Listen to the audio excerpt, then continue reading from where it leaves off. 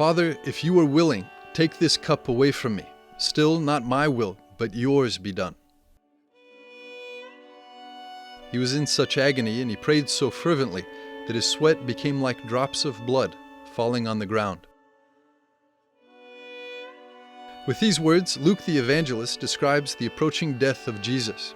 Luke, who was also a doctor, includes in the episode of the Garden of Gethsemane a detail that other Gospels don't describe. Jesus, in a profound state of anguish, sadness, and fear, begins to sweat blood. Ora, questo è un fenomeno che non è sconosciuto. This isn't an unknown phenomenon to medical science, in the sense that it can be observed in people who experience strong, very violent emotions.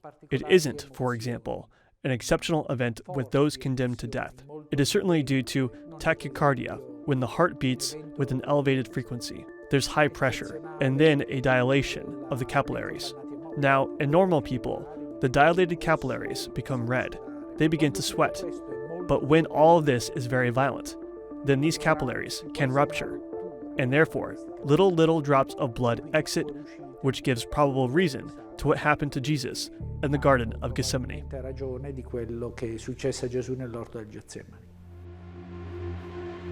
Once captured, Jesus is condemned before the Jewish authorities.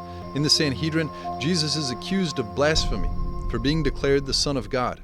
The prescribed punishment is the death penalty, but as the capital punishment had to be decreed by the Roman authorities, Jesus is sent to Pilate to be judged. Pilate condemns him for the crime of treason, for having proclaimed himself King of the Jews.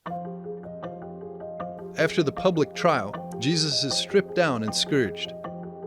Non è una flagellazione con It's not a scourging with a rope or a belt, but truly with weights that when they struck the flesh, they wounded it, provoked a bruise, provoked hemorrhaging. But in the fury of the blows, you reach the point of ripping out flesh, lacerating the skin, tearing into muscles. The man of the shroud truly represents what scourging was, in that it regarded the entire cutaneous surface of he who was scourged. del flagellato. From the shroud, we also obtain the certainty that the crown of thorns was, in reality, a helmet, a well and true helmet that Roman soldiers placed on Jesus' head to deride him and scoff at him.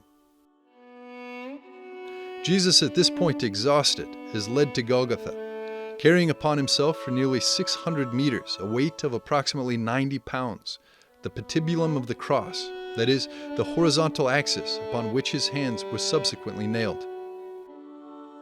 A quel punto si provvedeva They proceeded to hammer down the nails at the level of the wrists. There's an exact point where the nail goes through, so the image of the nail that passes through the palm of the hand isn't. Those images are already true because, anatomically, it isn't possible. The condemned person then would have been placed in a vertical position, and then all of the weight of the body would have ended up on that nail. If he were nailed at this level, after a short time, the nail would have split the flesh of the hand, coming out in the space between the fingers. riuscendo nello spazio fra le dita. With his hands and feet nailed to the cross, Jesus is placed in the vertical position.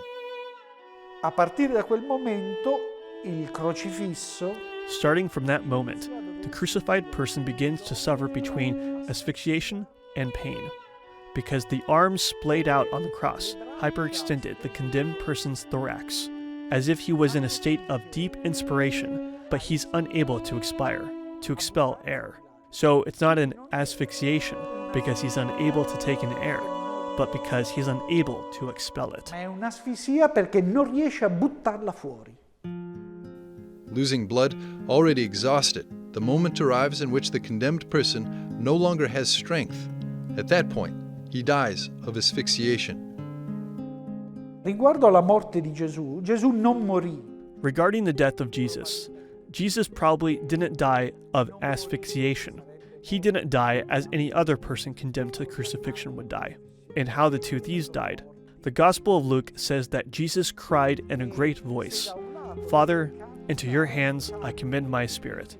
And when he had said this, he breathed his last. This great cry of Jesus leads one to hypothesize that Jesus died of a heart attack, because Jesus has lost an enormous quantity of blood. If there is no blood, there's no hemoglobin. If there's no oxygen, the heart suffers a heart attack and the heart no longer works. Il cuore subisce un infarto e non funziona più.